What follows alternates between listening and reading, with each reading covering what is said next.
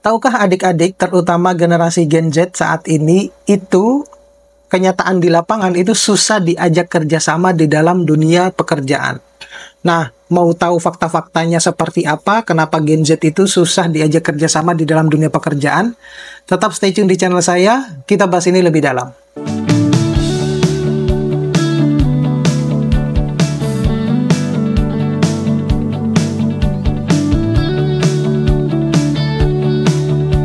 Baik, Assalamualaikum warahmatullahi wabarakatuh. Kembali lagi dengan saya di channel saya. Nah, kali ini saya mau kembali sharing-sharing terkait dengan generasi Gen Z ya, yang lagi populer saat ini ya. Jadi yang mau saya sharingkan ini ternyata dari hasil penelitian mengemukakan bahwa Gen Z itu kalau di dalam dunia pekerjaan itu susah untuk diajak kerja sama.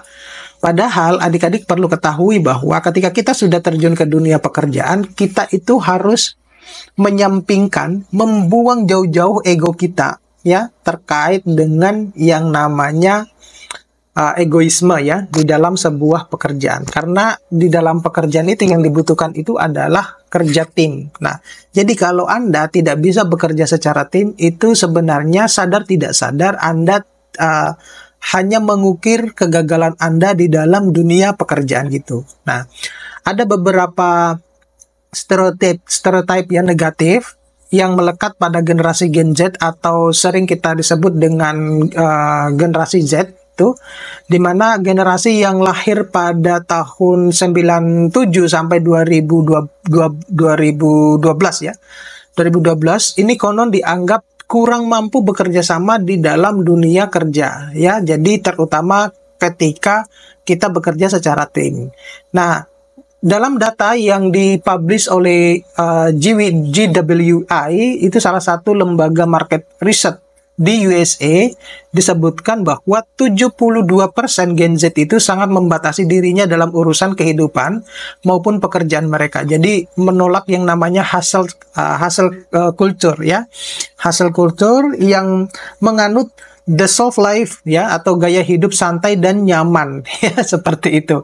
Sehingga lebih sering dianggap malas dan kurang mampu bekerja sama dengan tim di dalam dunia pekerjaan.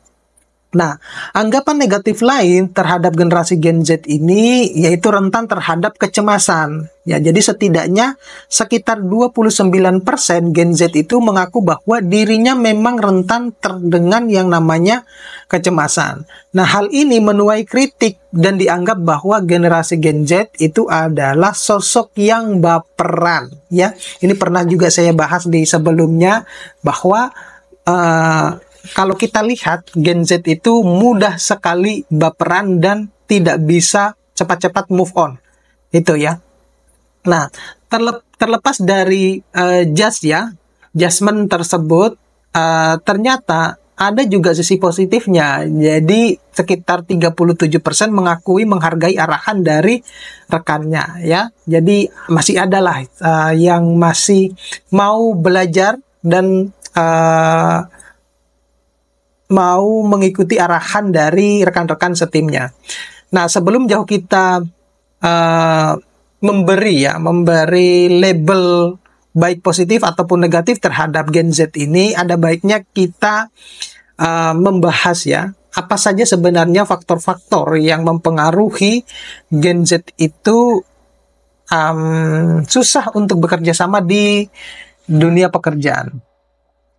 Yang pertama itu, kalau kita pahami bahwa di dalam dunia pekerjaan itu kita tidak terlepas yang namanya lembur ya, atau bersedia bekerja lembur, itu yang pertama. Jadi karena mungkin ketidakpemahaman atau kurangnya informasi terkait dengan kalau di dalam dunia pekerjaan itu ada juga yang kita harus lembur ya, maka seringkali terjadi penolakan saat diajak misalnya kerja lembur ya, atau hustle culture. Ternyata tak sepenuhnya ini juga tidak terjadi di Gen Z ya. Jadi masih ada lah yang mau diajak kerja lembur gitu. Atau justru 67% Gen Z itu bersedia untuk dan tidak keberatan untuk bekerja lebih lama, atau bahasa ngetrennya lembur ya, dengan tambahan gaji. Sementara hanya 11% yang menolak untuk bekerja lembur. Nah, bahkan data dari Pusat Statistik per Agustus 2021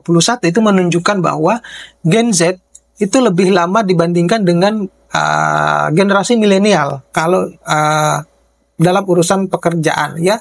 Ya, kita tidak bisa pungkiri itu karena memang kalau generasi milenial itu kan mereka lahirnya sebelum generasi Gen Z. Jadi dari segi usia itu mereka sudah udah pernah ada, dari segi usia mereka sudah kalah gitu kan, karena generasi milenial itu kan sudah lebih tua dibandingkan yang generasi Gen Z, ya, semacam itu. Jadi kalau kita mengambil dari segi usia, ya, misalnya tercatat Gen Z itu kita ambil rata-rata 15 sampai 19 tahun, ya. Dia bisa bekerja selama 44 jam, ya. Kalau yang Gen Z katakanlah 20 sampai 24 tahun itu bisa bekerja selama 42 jam. Nah, kalau generasi milenial itu rata-ratanya hanya 40 jam dalam seminggu. Nah, itu yang harus dipahami. Kemudian yang menjadi faktor berikutnya itu adalah ternyata Gen Z itu suka memilih-milih pekerjaan. Itu, ya. Jadi sering dianggap tidak gigih dalam bekerja oleh generasi sebelumnya karena Gen Z ini lebih memprioritaskan jenjang karir, ya. Jadi apakah itu menjadi pemikiran mereka? Saya juga tidak yakin 100%. Tetapi dari hasil penelitian itu mengungkapkan bahwa Gen Z itu suka memilih-milih pekerjaan. Jadi kalau misalnya dia tidak enjoy pada suatu pekerjaan tersebut, keluar. Dia tidak enjoy, keluar, gitu, ya. Jadi setidaknya ada 64% Gen Z itu menganggap jenjang karir itu sangat penting, gitu, ya. Tetapi kalau kondisi misalnya, kadang saya itu berpikir seperti ini, ya. Ada kalanya Gen Z itu belum memiliki pengalaman sama sekali, tapi dia sudah meminta bayaran yang cukup tinggi, gitu. Padahal bayaran yang cukup tinggi itu harus sinergis, selaras dengan kinerja yang kita berikan. Itu semestinya semacam itu. Nah, jenjang karir itu merupakan pada urutan kedua alasan generasi Gen Z itu memilih pekerjaan setelah gaji yang memiliki persentase 80%. Jadi ini sebenarnya bagus, ya, kalau mereka sudah memikirkan sejak awal prospek pekerjaannya ke depan, ya, atau jenjang karir ke depannya, itu ya lebih bagus sebenarnya. Nah, faktor lain yang mempengaruhinya adalah minat, yaitu hanya cuma 60%, kemudian jam kerja itu 58%, kemudian lokasi yaitu 53%, kesesuaian latar belakang pendidikan 49%, dan lingkungan bekerja itu hanya 47%. Nah, kemudian perspektif soal work-life balance, ya, semacam itu. Itu juga menjadi istilah yang lagi ngetren di generasi Gen Z. Jadi Gen Z ini terbukti sangat memilih lingkungan bekerja yang mendukung, ya, untuk sukses, tumbuh, dan adil. Nah, saya kira itu adalah sudah merupakan fitrahnya kita. Kalau kita itu kepingin juga sukses, tumbuh, dan adil, ya.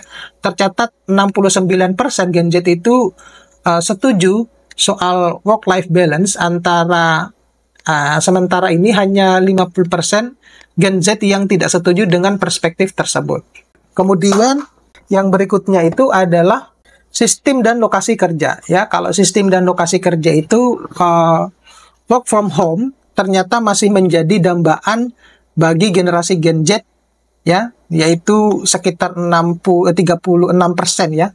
Namun banyak yang mempermasalahkan work from home, ya. Work from home ini atau WFH, ya. Jadi sementara itu 33% memilih WFO karena menganggap tengah membangun relasi dan melalui karir, ya.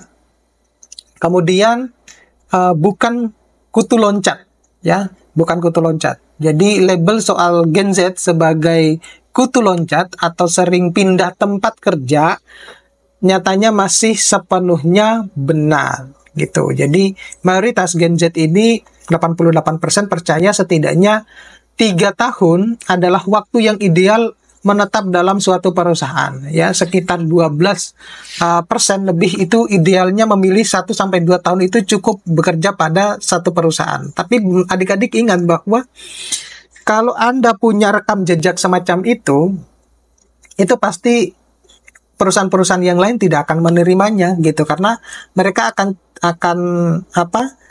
Akan berpikir ulang untuk memperkerjakan saudara karena sedikit-sedikit pindah.